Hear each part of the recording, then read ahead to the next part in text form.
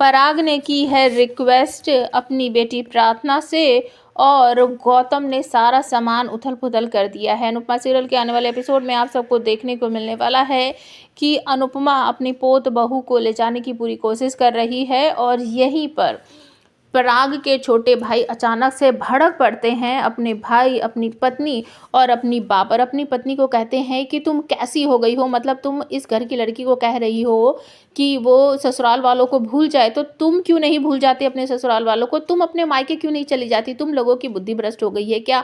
क्या बोले क्या जा रही हो? तो उसकी पत्नी चुपचाप खड़ी हो जाती है और वो कहने लगता है, पता नहीं इस घर के लोगों को हो क्या गया है। आज तक सब कहते थे अपने ससुराल पर ध्यान दो, अपने ससुराल पर ध्यान दो, अपने ससुराल को अपने मायके से ऊपर रखो, और आपको क्या हो गया है? आपने जो नियम बनाए हैं आप उन्हीं को भूल गई हो। इस घर की बेटी को आप कह रही हो कि वो ससुराल को भूल जाए। अभी तक तो आप ससुराल ऊपर रखो, ससुराल ऊपर रखो करती थी।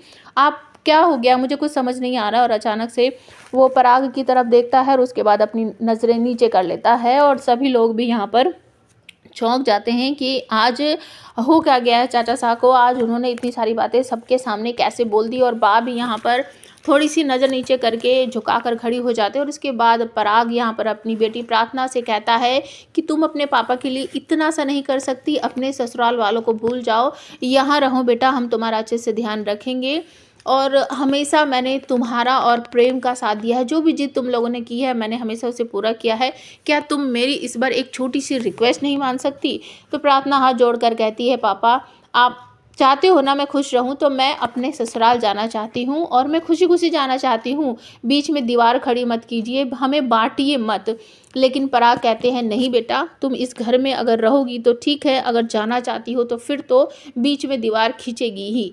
और इसके बाद जो टीम बटी थी, जो मैंने आपको बताया था कल के वीडियो में, उस टीम के साथ अनुपमा वहाँ से निकल जाती है और अपने घर पहुँचकर दरवाजे के बाहर ही प्रार्थना और अंश को रोक कर आरती की थाली वगैरह लाती है, उनकी आरती उतारती है और उसके बाद घर के अंदर आने के लिए कहती है।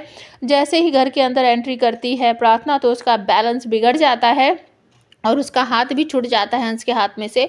वो नीचे गिरने वाली होती है, लेकिन अनुपमा उसका हाथ पकड़कर उसे बचा लेती है और कहती है, कुछ नहीं हुआ, कुछ नहीं हुआ, तू ठीक है, तू ठीक है, लंबी सांस ले, सब ठीक है, सब ठीक है। सब लोग घबरा जाते हैं और उसके बाद अंश को बा कहती है कि तुझे संभालना चाहिए था प्रार्थना को, तूने इसका हाथ क्यों छोड़ा? और उसके बाद बा कहती है, अच्छा ठीक है, जो हुआ ठीक है, ये छोटी सी बला टल गई, इसका मतलब बड़ी परेशानी से हम बच गए। इस बार अनुपमा का साथ देने के लिए राजा भी आया है और प्रेम भी आया है और ये लोग अपना यहाँ पर खुशी मना रहे हैं कि हमारी बहू हमारे घर वापस आ गई है। और दूसरी तरफ गौतम का पारा 7वें आसमान पर पहुँच गया है।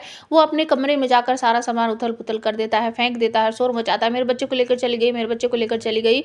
पीछे से माही भागी हुई आती है, गौतम जी कूल डाउन, शांत हो जाइए, शांत हो जाइए, इस तरीके से कर रही होती है और पीछे से आकर उसे पकड़ लेती है कि हमारा बच्चा है, हमारे पास ज़रूर आएगा, कोई बात नहीं, वो अभी चली गई है, हमारा बच्चा है, हम उसे लेकर रहेंगे चाहे कुछ भी करना पड़े। गौतम जी शांत हो जाइए।